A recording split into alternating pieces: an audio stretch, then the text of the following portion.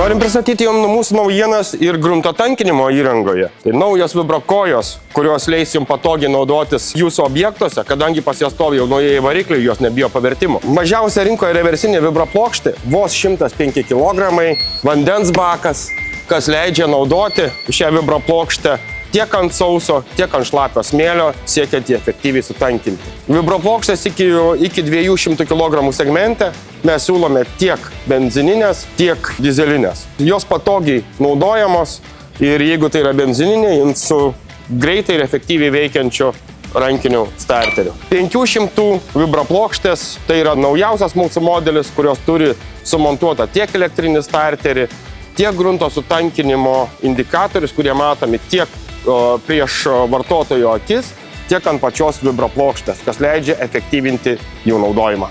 Šias ir kitas grunto tankinimo vibroplokštės ar kitą techniką rasite Storent nuomos punktuose arba Storent programėlėje.